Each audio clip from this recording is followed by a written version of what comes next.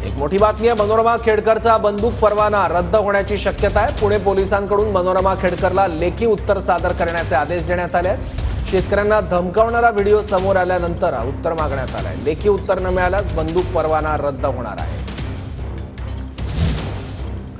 पूजा खेडकरच्या आईवडिलांचा पोलिसांकडून शोध सध्या घेतला जातोय। आई मनोरमा आणि वडील दिलीप खेडकर यांचा शोध सुरू आहे।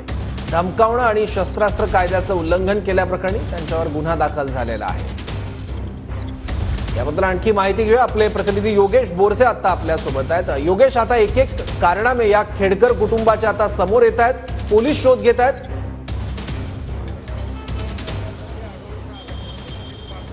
सौरभ, निश्चितच ज्या पद्धतीने वादग्रस्त IAS अधिकारी पूजा खेडकर आणि एकूण त्यांच्या कुटुंबियांच्या अडचणी रोज वाढताना आपल्याला पाहायला मिळतात। पुणे पोलिसांकडून सध्या पूजा खेडकर यांचे जे आई आहे मनोरमा खेडकर, दिलीप खेडकर यांचा शोध सुरू आहे। काल या ठिकाणी पुणे पोलिसांचं एक पथक सुद्धा या बानेर रोडवरील खेडकरांच्या या बंगल्यावरती दाखल झालं होतं।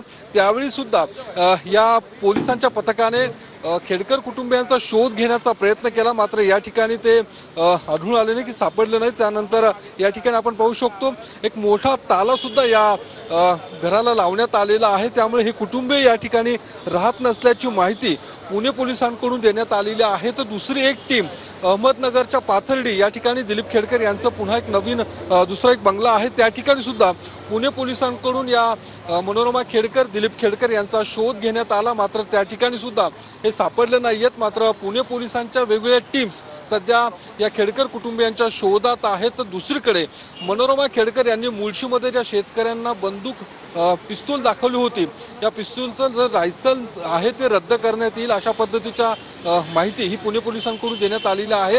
हे लायसन्स रद्द का करू नये या संदर्भात सुद्धा नोटीस ही बजावण्यात आलेली आहे। आपण पाहू शकतो अशा पद्धतीची ही नोटीस यापूर्वीच पुणे पोलिसांकडून ही या बंगल्यावरती चिपकवण्यात आली होती, बजावण्यात आली होती आणि अशा या संदर्भात 10 दिवसांचा अवधी हा पुणे पोलिसांकडून मनोरमा खेडकर यांना देण्यात आलेला आहे। या संदर्भात त्यांनी कारणं दिली, योग्य कारणं दिली तर हा परवाना रद्द केला जाणार नाही, मात्र पोलिसांकडून हा परवाना रद्द करण्याची दाट शक्यता वर्तवली जात आहे। तर दुसरीकडे या सगळ्या प्रकरणासंदर्भात पोलीस महासंचालक रश्मी शुक्ला यांनी सुद्धा आता अहवाल मागितलेला आहे आणि ज्या काही घटना या सगळ्या मधल्या काळात घडलेल्या आहेत, अर्थात पूजा खेडकर यांची आई मनोरमा खेडकर यांनी शेतकऱ्यांना बंदूक पिस्तूल दाखवणं, त्यासोबतच पूजा खेडकर यांनी त्यामुळे या प्रकरणात आणखी काय काय कारवाई होते बघावं लागेल। धन्यवाद योगेश या माहितीबद्दल।